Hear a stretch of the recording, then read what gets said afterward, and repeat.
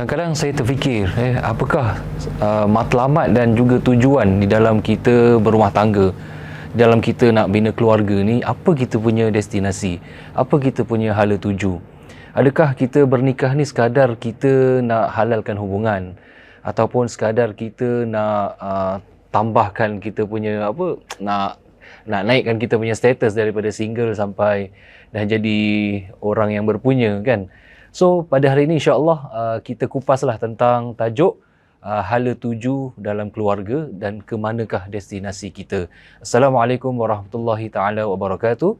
Saya Ustaz Muhammad Maaz Salim. Insya-Allah pada hari ini dan pada bulan ini ingin saya kongsikan pula rentetan daripada ceramah bulan lepas, iaitu di dalam tema keluarga mithali. Dan pada hari ini saya kira kita nak berbincanglah tentang hala tuju dan juga destinasi. Jadi saudara-saudari penonton Facebook yang saya kasihi di Masjid Darul Makmur, bila kita katakan tentang hala tuju, destinasi keluarga ni kan, saya boleh ibaratkan apa tahu, dia macam kita sedang berada dalam sebuah kereta ataupun kenderaan lah, sebuah kenderaan yang di mana bila kita masuk ke dalam kenderaan tersebut, tak kira lah kenderaan itu sports car ke, kita apa orang kata tu kereta kodok ke, orang dulu kata kereta kodok tu kecil, tapi ada passenger seats lah, ataupun kereta besar ke kan, kereta 7 seater ke 6 seater. Yang penting keluarga ni ibarat kita ni dalam satu perjalanan dan ibarat dalam kereta. Dah bila kita berada dalam kereta, tentu sekali kita mesti ada rancangan, betul tak? Takkan kita masuk kereta sekadar nak masuk kereta untuk nak menikmati aircon, kerana lama-lama pun dalam kereta mudarat. Jadi kita nak kena tahu ke mana arah tuju kita. Dan bukan sahaja orang yang drive. Orang yang drive tu ialah orang yang merupakan yang pembawa tu lah, pembimbing. Tetapi harus diberitahu juga kepada orang-orang di sebelahnya, di belakangnya, iaitu pasangan hidupnya dan anak-anak di belakang. So saya gambarkan macam itulah, kita sebuah dalam perjalanan dan masing-masing kena tahu di mana hala tuju kita untuk nak pergi. Jadi di mana destinasi kita nak pergi. Kalau sebagai contoh, keluarga kita keluar pada hujung minggu kan, dalam musim-musim Covid ini, kita keluar pun dah tak boleh pergi banyak tempat untuk sekarang ni lah.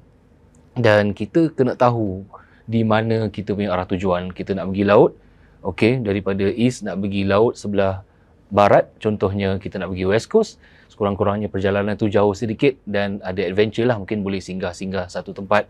So macam tu juga dalam sebuah pelayaran ataupun dalam sebuah perjalanan keluarga. Keluarga yang berjaya dalam Islam ialah keluarga yang ada wawasan dan tahu jelas destinasinya.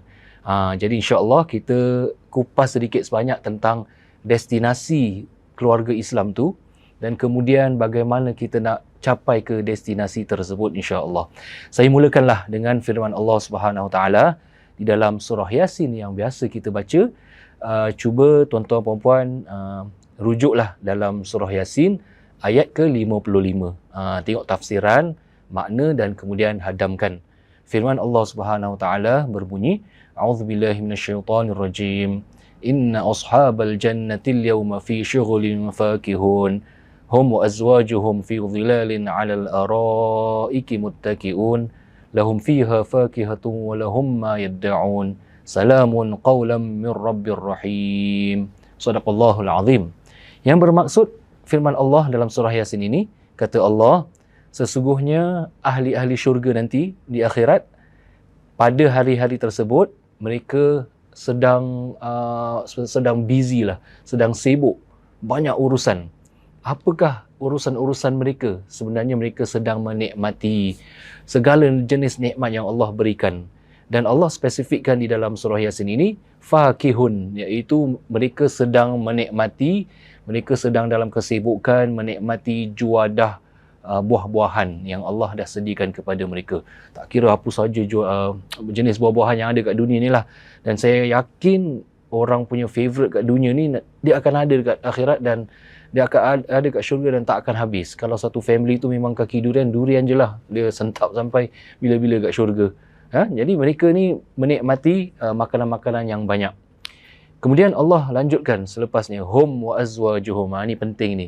Mereka, yakni ahli syurga, wa azwajuhum, dan pasangan-pasangan hidup mereka. Pasangan-pasangan hidup mereka ini, kata ulama, boleh jadi pasangan dekat syurga. Kalau bagi lelaki ada bidadari. Dan boleh jadi juga pasangan mereka dekat dunia. Maksudnya bila suami atau isteri, bila mereka masuk ke dalam syurga dengan izin Allah Subhanahu Wa Taala, mereka akan dipertemukan kembali, insya-Allah. Kalau suami yang baik, isteri yang baik, bila masuk syurga, insya-Allah mereka akan dipertemukan kembali. Jadi mereka berdua ni busy menikmati syurga sama-sama. Mungkin kalau dekat dunia ni hanya busy keluar berkelah dengan keluarga, tapi tak samalah dengan nikmat yang akan kita kecapi dekat syurga nanti. Dan bukan itu sahaja, mereka akan diberikan special treatment. Dia macam VVVIP, very very important people, ya. Hum wa azwajum fi dhilalin, iaitu mereka ini akan berada di satu tempat teduh. Alal araiki muttaqiun. Dahlah ada satu tempat teduh, kemudian mereka duduk di mana tempat duduk tu ditinggikan. Kalau kita dekat dunia, kita semua nak tempat yang selesa, betul tak? Kita nak tempat yang ada teduh. Kalau kita pergi tepi pantai pun, kalau tengah ada matahari, of course kita akan cari tempat teduh yang baik kan. Bila angin tu bila ditiupkan, sedap, kita nak menikmati pemandangan, udara yang nyaman. Jadi kita boleh bayangkan nanti Allah gambarkan kita kat syurga tu, insya-Allah macam itulah keadaan suami isteri romantik. Mereka berada di tempat yang Allah kasih special, ada teduhan. Mungkin ada aircon, kita tak tahu. Kerana nikmat dekat akhirat lagi dahsyat daripada nikmat kat dunia. Mungkin ada aircon. Kemudian mereka ditempatkan di satu tempat yang tinggi. Maksud kat sini, bila kat dunia, standard kalau kerusi tu ditinggikan, menunjukkan orang tu pun kedudukannya tu tinggi di sisi orang-orang lain. Contohnya, kalau kebiasaan raja, dia akan duduk satu tempat singgahsana yang lebih tinggi. Macam ini. Macam ini dah kira dah okey lah pada saya. Kira ni pun dah kira tempat yang sesuatu yang tinggi. Jadi apatah lagi kat syurga nanti mereka akan di-elevatekan di satu tempat yang tinggi. Menunjukkan itu satu kemuliaan yang akan diberikan kepada mereka. Baik, itu satu ayat. Lahum fiha fakihatu wa lahum ma yad'un. Kemudian Allah lanjutkan lagi lah. Mereka akan menikmati macam-macam jenis makanan, buah-buahan dan sebagainya. Wa ma yad'un, apa yang mereka minta, apa sahaja yang mereka minta akan dapat. Ini visi kita, ya. Jadi saya kongsikan supaya tuan-tuan puan-puan dapat tutup mata, lepas tu kita bayangkanlah. Cuba bayangkan tempat yang paling best sekali kat dunia. Mungkin tak mungkin lah orang bayangkan Singapura lah. Orang mungkin bayangkan dekat New Zealand ke, dekat Switzerland ke, mana-mana yang ada orang kata nature kan, tempat yang best, jauh daripada hiruk-biruk dunia, jauh daripada tempat city, ya. Jadi ni tempat ceruk yang tepi laut, lepas tu dengar air dia mengalir, lepas tu nampak gunung galang, lepas tu kicauan burung. Dah macam kita dah boleh bayangkan dah dekat syurga, dekat dunia ni macam tu. Bayangkan kat akhirat tu, kat syurga tu macam gitulah. Suami dan isteri akan menikmati syurga yang disediakan Allah kepada mereka. Okey, jadi kita bayangkan itulah sebenarnya destinasi suami dan isteri. Itulah destinasi keluarga mithali. Jadi keluarga idaman ini yang kita nak bina daripada sekarang di dunia ini, yang kita tanam, yang kita semai, di mana kita boleh petik dia punya hasil buah-buahan nanti dekat syurga nanti, insya-Allah. Kemudian tak cukup itu sahaja. Allah gambarkan ini antara suami dan isteri. Sebenarnya ada ayat lain lagi yang Allah gambarkan bila orang-orang yang beriman masuk ke dalam syurga, Allah Subhanahu Wa Taala akan pertemukan kembali dengan anak-anaknya. Alatsnahum dzurriyyatahum. mereka akan dipertemukan kembali dengan zuriat-zuriat mereka, dengan anak-anak mereka. So mereka boleh enjoy lah dekat syurga nanti. Jadi kita dah clear, jelas dalam Al-Quran, Allah dah jelaskan kita punya matlamat ni sebagai keluarga Islam tak lain dan tak bukan, sebenarnya bukan dunia lah. Dia bukan kita nak kita boleh ada orang kata financial goal, tak salah kan. Bagi keluarga tu aku ada financial goal, aku nak keluarga aku semua cukup makan dan kemudian boleh cukup lah untuk ada harta sampai 3 keturunan contohnya lah. Tapi tu semua financial goal, semua masih keduniaan lagi. Kita boleh ada career goal antara suami dan isteri, business goal, macam-macam goal ada. Tapi jangan lupa goal post yang besar sekali yang patut kita kena ada adalah akhirat nanti. Bagi orang yang beriman, dia tak boleh lari kan, mesti wawasan dia yang perjalanan kenderaan yang kita tengah naik ni nak drive, make sure suami sebagai ketua keluarga kan, yang dia cakap dengan isteri dia, itulah kita punya destinasi, iaitu syurga. Jadi bukan sahaja kepada isteri dia bilang, tapi kepada orang-orang belakang, iaitu anak-anak mereka lah, kena bilang, inilah kita punya destinasi dekat syurga. Jadi mari sama-sama kita pergi menuju ke sana sama-sama, insya-Allah. Jadi sudah kita clear, itulah hala tuju kita. Sekarang persoalan seterusnya bagaimana? Ya, kita dah tahu, clear macam mana nak pergi sana. Macam saya kasih contoh tadi, kita daripada timur nak ke barat Singapura, tapi macam mana nak ke barat Singapura kalau dia punya ahli dalam kereta itu, terutama yang menjadi leader, pembimbing, yang driver dia itulah tak tahu nak pergi ke sana, tak ada pengalaman, kemudian dia tak ada map, tak ada manual, tak tahu baca map, ada map tak tahu baca pun tak boleh juga. Maknanya ada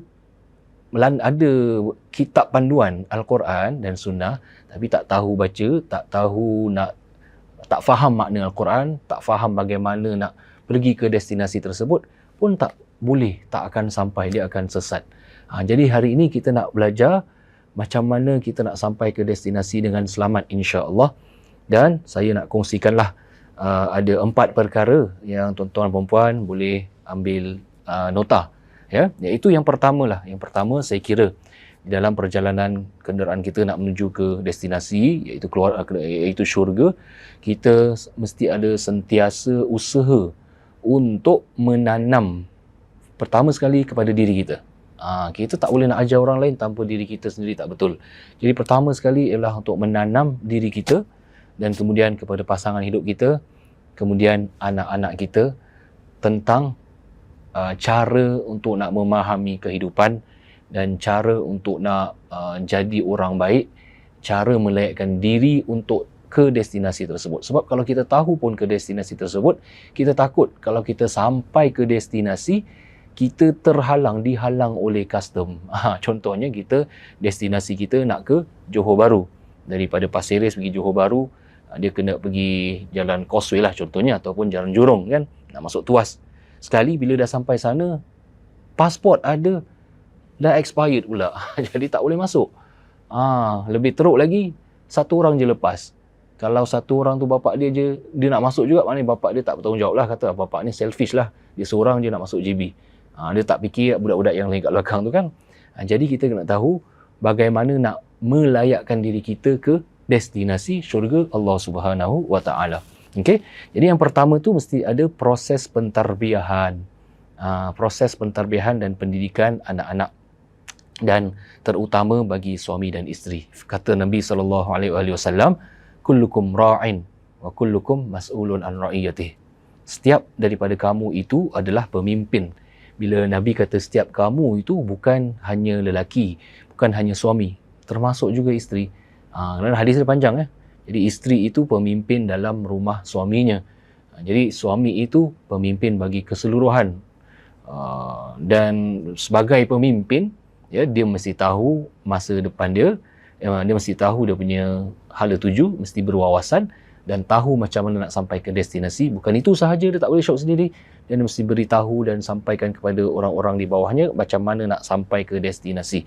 Jadi proses pentarbiahan, menjadikan diri dia dan juga anak-anaknya ini sentiasa diberikan bimbingan yang secukupnya. Ya, jadi Nabi SAW juga pernah bersabda dalam sebuah riwayat, akrimu auladakum wa ahsinu adabahum. Hormati ataupun muliakanlah anak-anak kamu dan perindahkanlah adab mereka. Yang ini adalah satu pesanan dan juga suruhan daripada Nabi kepada ibu dan ayah. Kalian hendaklah menghormati, memberikan kemuliaan kepada anak-anak kalian dan dalam masa yang sama perindahkan akhlak mereka. Nah, di sini kita lihat Nabi tak suruh kita tekankan betul-betul aspek akademik anak, walaupun perlu, itu keperluan dunia, tapi Nabi menekankan aspek yang lebih penting, iaitu untuk memberikan kemuliaan, untuk memberikan adab dan juga akhlak kepada anak-anak. Jadi ini merupakan perjalanan yang jauh, proses yang jauh, kerana setiap fasa, setiap anak itu ada fasanya tersendiri. Jadi setiap pendidikan dan tarbiyah itu ada cara dan prosesnya tersendiri. Bagi anak-anak yang masih kecil, yang masih orang kata tu cute, mute, masih toddler, cara pendidikannya, tarbiyahnya lebih berbeza daripada anak-anak yang sedang remaja. Dan anak yang remaja ini berbeza dengan anak-anak yang dah nak sampai ke peringkat umur nak bernikah.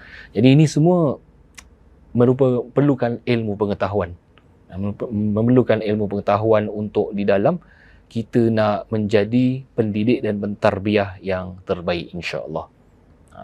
Baik, bila kita katakan pentarbiahan tu tersendiri datang daripada perkataan rabba, iaitu memberikan anak-anak kita, memupuk, mendidik anak-anak kita itu supaya menjadi insan yang mengingati Tuhan. Rabbani, insan yang mengingati Tuhannya, yang sentiasa ada dalam hati mereka itu Allah lah.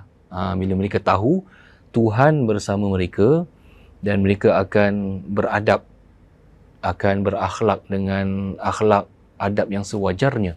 Jadi saya kira ini adalah satu proses yang sangat panjang, yang bukan senang, dia susah.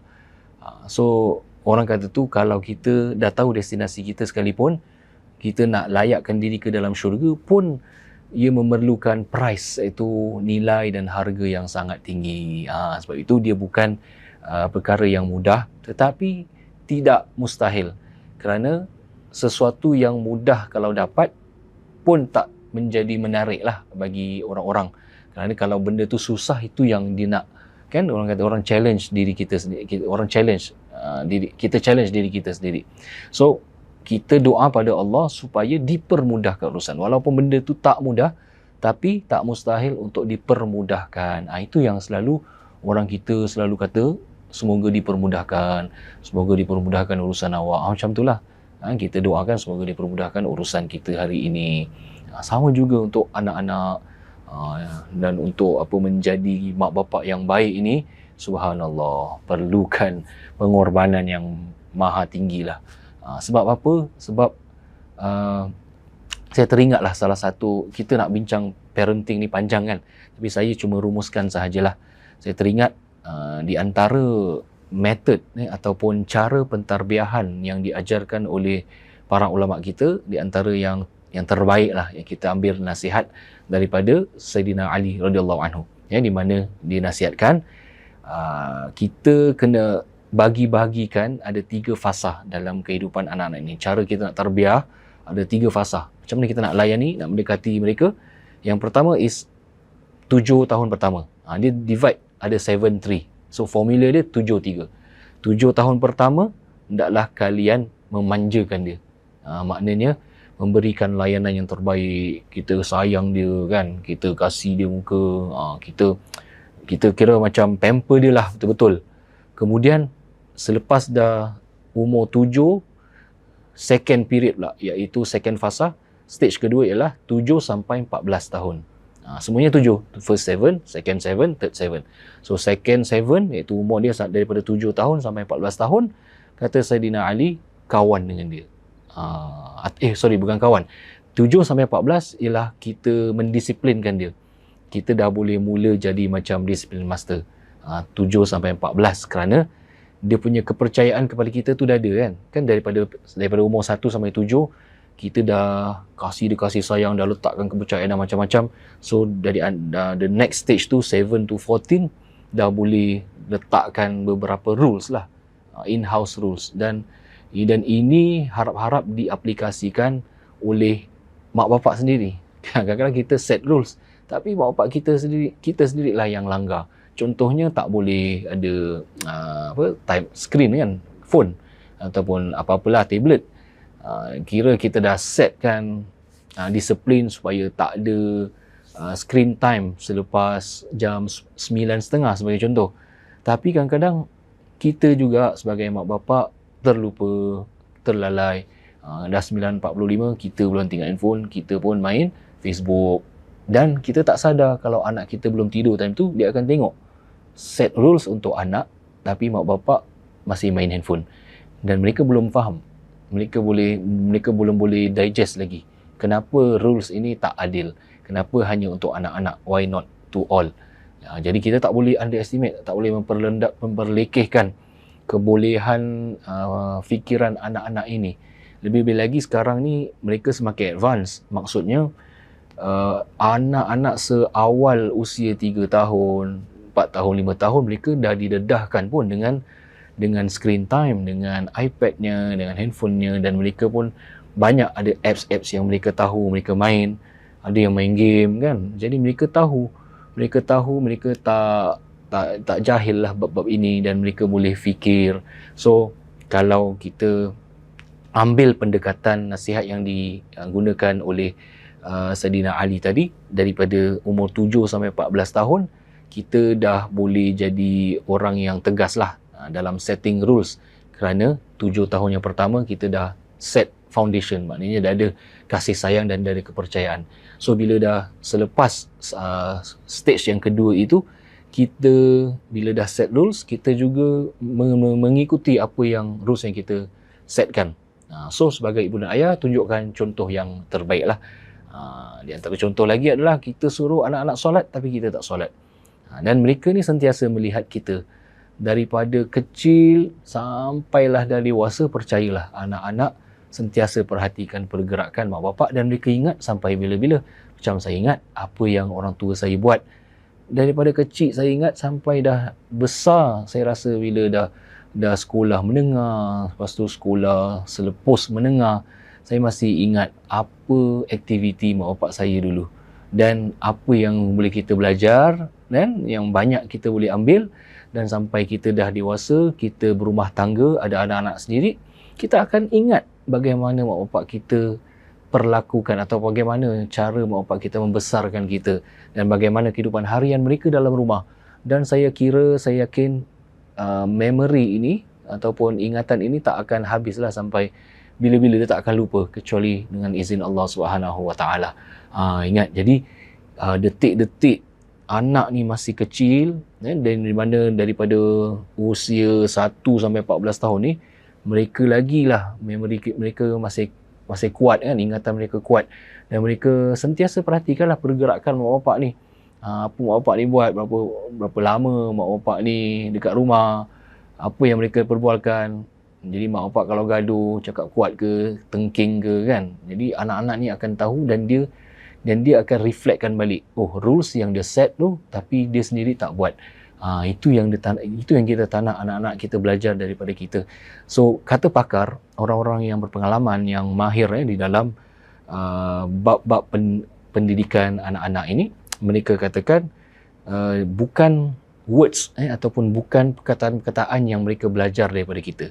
So anak-anak ni tak belajar daripada apa yang kita nasihatkan, apa yang kita mengomel, cara-cara kita marah anak. Mereka belajar daripada the non-verbals, di sebalik perkataan kita. Jadi mereka akan perhatikan gerak-geri kita hari-hari. Itu yang mereka belajar. Kerana mereka tak boleh nak absorb kalau dia bercanggah dengan apa yang kita cakap, bercanggah dengan apa yang kita lakukan kat dalam rumah. Sebab tu saya katakan, proses pentarbiahan ini dimulai dengan diri sendiri, tarbiah hati kita dulu. Sebagai suami, kita tarbiah dulu hati kita, tarbiah juga isteri kita, baru dua-dua bila dah kuat, baru dia boleh influencekan dengan izin Allah, dan boleh turunkan nilai-nilai tersebut kepada anak-anak supaya mereka menjadi saksi lah. Mereka menjadi saksi bahawa ibu dan ayah ini seorang yang bukan hanya cakap, tetapi mereka lakukan. Mereka solat berjemaah. Mereka tunjukkan kasih sayang antara suami dan isteri. Mak dan ayah ni memang tak segan silu untuk menzahirkan kata-kata cinta kan, manja. Kemudian mereka itu bergurau senda, dan mereka nampak contoh yang baik. Jadi bila mereka nampak contoh yang baik, mereka nak jadikan ayah dan ibu mereka sebagai role model. Berapa ramai bila kita tanya, bila orang yang berjaya kan, kalau kita tengok dekat interview mana-mana lah, mereka akan cakap, oh sebenarnya orang yang mendidik saya, menjadikan diri saya ini orang yang berjaya sekarang ialah orang tua saya. Nanti mereka akan shout out kan, atau mereka akan kembalikan kredit ini kepada bapa dia contohnya, atau mak dia. Jadi banyak saya interview yang saya dengar macam tu. Mereka akan tak lupa mak bapak punya pengorbanan. Walaupun mereka dulu kecil, mereka ceritakan mereka nakal, mereka degil, buat benda yang kadang mereka sekadar buat terpaksa kerana mak bapak suruh. Tapi lama kelamaan mereka bila dah dewasa, kita dah dewasa, kita akan kenang kembalilah. Maknanya apa yang mereka lakukan tu semua betul. Cuma kita tak faham waktu tu. Kita buat sahaja, nanti natijahnya akan datang. So bila kita kenangkan semua cara-cara yang ditunjukkan oleh ibu dan ayah kita dan dia berjaya, kalau kita dah buat analisa dan penilaian, kalau cara itu sesuai dengan zaman sekarang, why not? Tak semua cara dulu kita tolak 100%, dan tak semua cara orang-orang dulu kita ikut juga 100%. Kerana kitalah yang hidup zaman sekarang, dan kita ada bahan-bahan banyak yang boleh dijadikan contoh.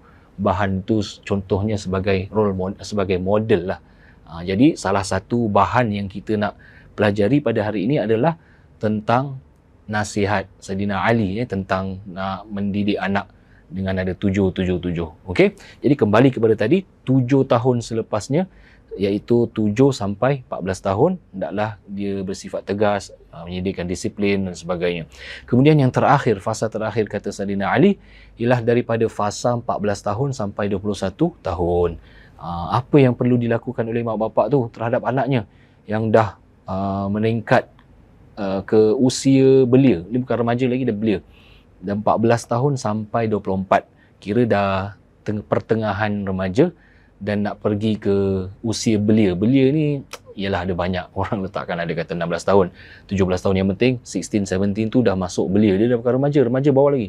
Remaja daripada 12 tahun sampai 16 tahun sampai 17.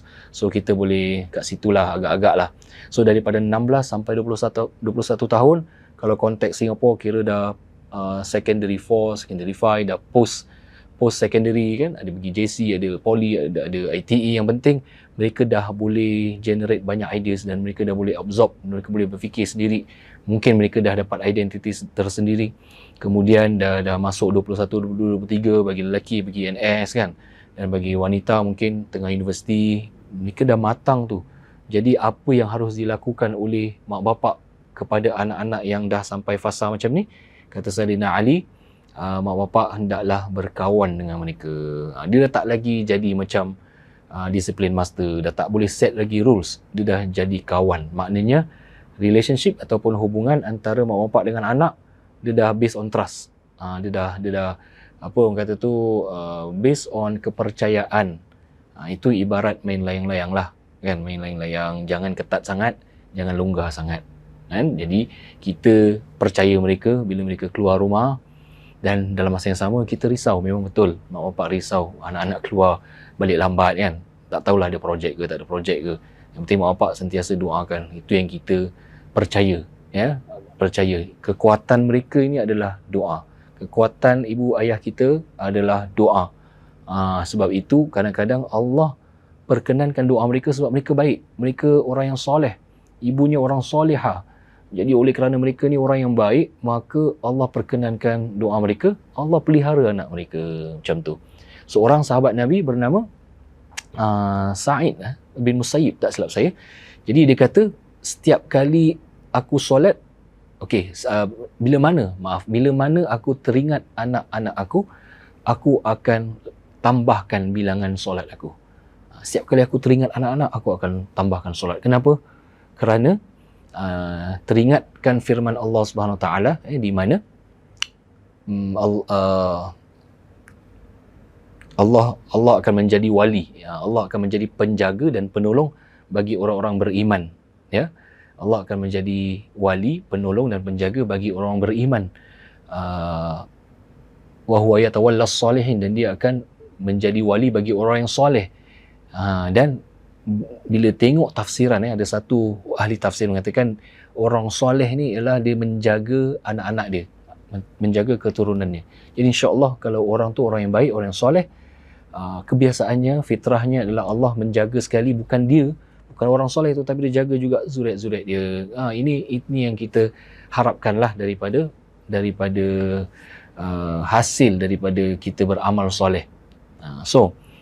Kembali kepada model yang diajarkan oleh Saidina Ali tadi, daripada 14 tahun sampai 21 tahun kita kawan baik. Kita kawan baik dengan anak, ya, dan kita meletakkan kepercayaan kepada mereka.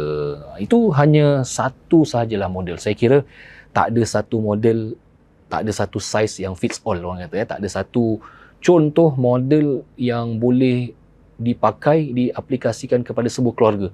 Kerana setiap orang, setiap keluarga itu berbeza. Semua keluarga unik. Jadi suami isteri sebagai driver dan co-driver kena tahu apa kekuatan mereka, kelemahan mereka, anak-anak mereka, apa yang sesuai untuk mereka. That's why bila kita katakan tentang aspek keibu bapaan, pentarbiahan, depends on apa yang terbaik, model yang terbaik untuk mereka. Mereka sahaja yang kenal anak-anak mereka. Jadi mereka akan ambil situ, ambil sini dan sebagainya lah, ya. Baik, itu baru pertama cara nak sampai ke destinasi. Baik, sebelum saya terlupa, saya ingin nak kongsikan jugalah sebuah kekata daripada Ibnul Qayyim Al-Jauziyah, iaitu seorang alim.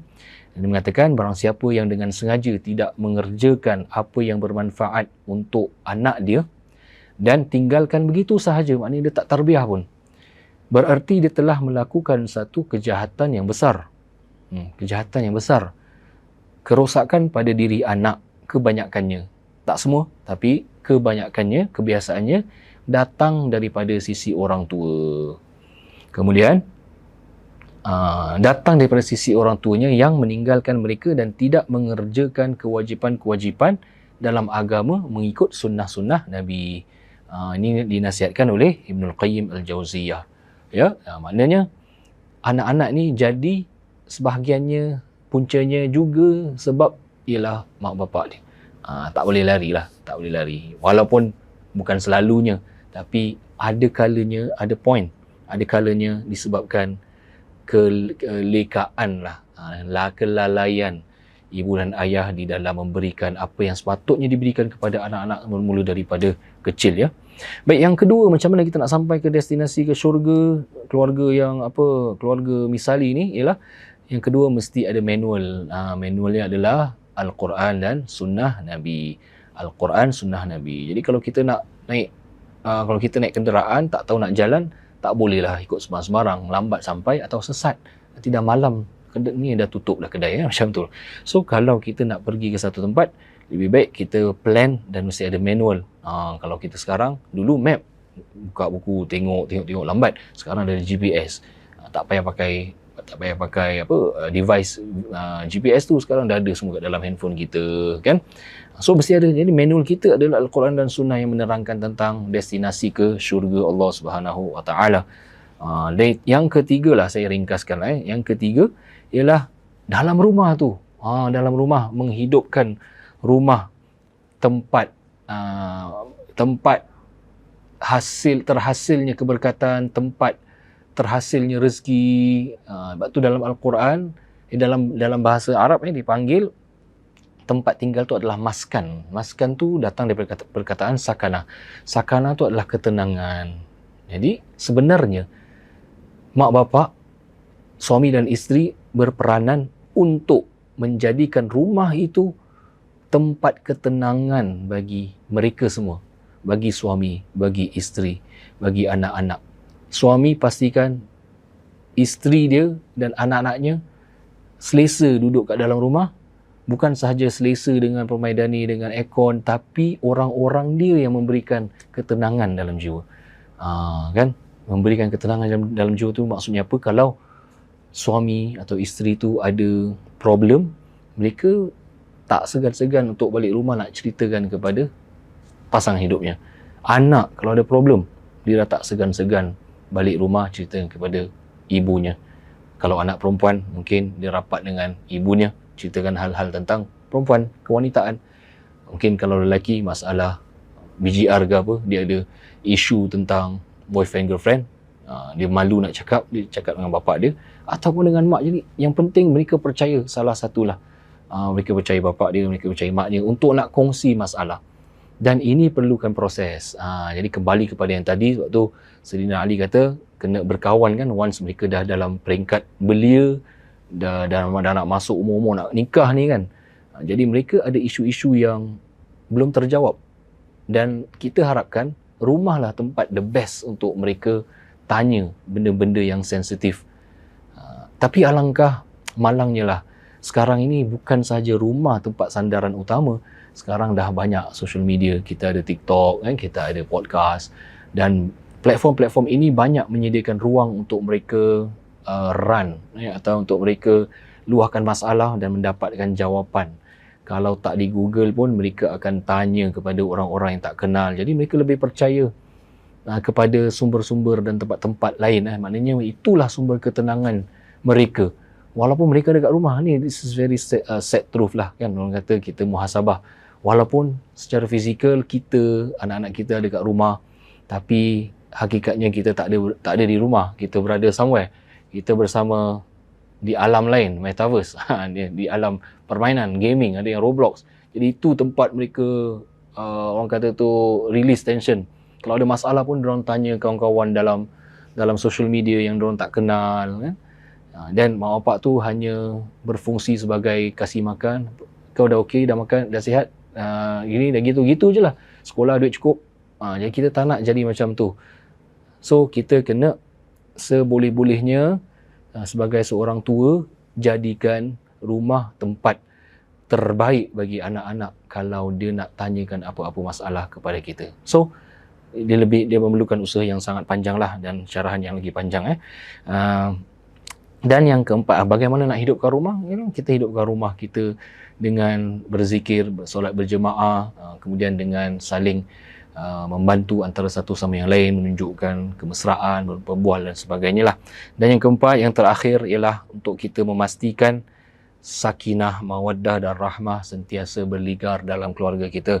Sakinah ialah ketenangan, sama juga dalam perkataan tadi, maskan tu rumah, sakana tu ialah ketenangan, dan sakinah, ketenangan yang kita nak daripada suami isteri dan daripada anak-anak. Yang kedua adalah mawaddah, perasaan cinta dan kasih sayang. Kita cinta dan kasih kepada pasangan hidup kita, cinta dan kasih yang tak berbelah bagi. Orang kata tu unconditional love kan, kita tunjukkan kepada anak-anak kita. Dan akhir sekali adalah rahmah yang datang daripada Allah Subhanahu Wa Taala. Sifat belas ihsan kita, sifat rahmah, kasih sayang Allah kepada kita. Jadi kita kena ada 3 perkara ini dalam keluarga. Jadi inilah bekal kita dalam perjalanan nak menuju ke destinasi. Mesti ada sakinah, mawaddah dan rahmah. Baiklah, semoga Allah Subhanahu Wa Taala mempermudahkan perjalanan kita insya-Allah, dan semoga tuan-tuan dan puan termasuklah diri saya sentiasa dibekalkan bekalan yang secukupnya untuk kita bergerak di dalam nak menuju ke syurga Allah Subhanahu Wa Taala bersama-sama keluarga kita insya-Allah, amin ya rabbal alamin. Itu sahaja daripada saya. Yang baik datang daripada Allah, kekurangan minta maaf daripada diri saya sendiri. Aku qauli hadza wa astaghfirullahal azim li wa lakum. Jumpa lagi. Wassalamualaikum warahmatullahi wabarakatuh.